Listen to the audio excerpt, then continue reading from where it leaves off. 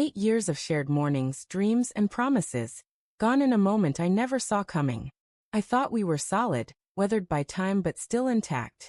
But what I found that night shattered all of that. It wasn't hidden, her betrayal. It stared back at me from her phone screen, open and unashamed. No password. No secrecy. As if my discovery no longer mattered to her. Something in me cracked, but I didn't yell. I didn't ask why. I just stood there in silence, my chest hollow. I packed a small bag, grabbed my passport, and walked out without a word. No letter on the table. No goodbye. I emptied what I could from our joint account.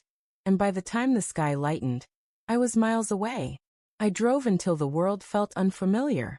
I ended up in a quiet coastal town where no one knew my name. I rented a modest place near the sea, started working on boats, something honest and simple.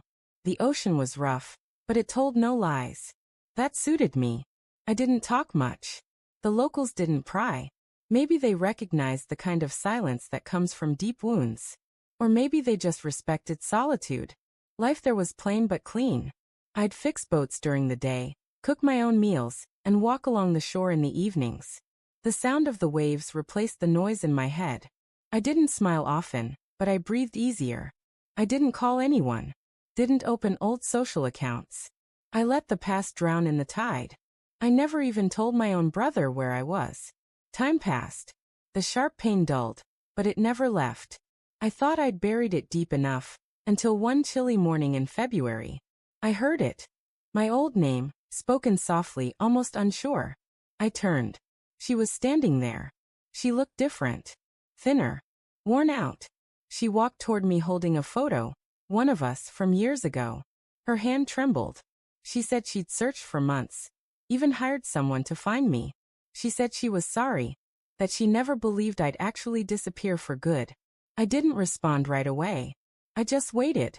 She asked if I was okay, if I could ever forgive her, if I hated her. I told her I didn't hate anyone anymore, that I had let go the only way I could, by forgetting. She asked if we could just talk. I agreed. Maybe out of politeness. Maybe out of curiosity. We sat at the edge of the dock. The same sea between us as the one inside me. She told me she had left him. That the man she chose over me wasn't what he pretended to be. I didn't react. She asked if I missed her. I said I missed who I thought she was. But that person, I told her, never really existed. She cried. I didn't. I had already bled my tears long ago. Alone in the early days of silence and cold dinners. Before she walked away, she handed me a small piece of paper with her number on it. I never took it. The wind caught it, and we both watched it drift into the water. Neither of us reached for it. There was nothing left to save. She left as quietly as she came, her footsteps fading down the dock. I stayed there a while, watching the waves return to their rhythm. That night, I sat by the window of my little cabin and watched the moonlight ripple on the sea. She had found me, but not the man who once loved her. That man was gone, and I had no intention of returning. Not to the past. Not to her. I remained where I had found something that felt close to peace. Away from betrayal. Away from love. Alone but free.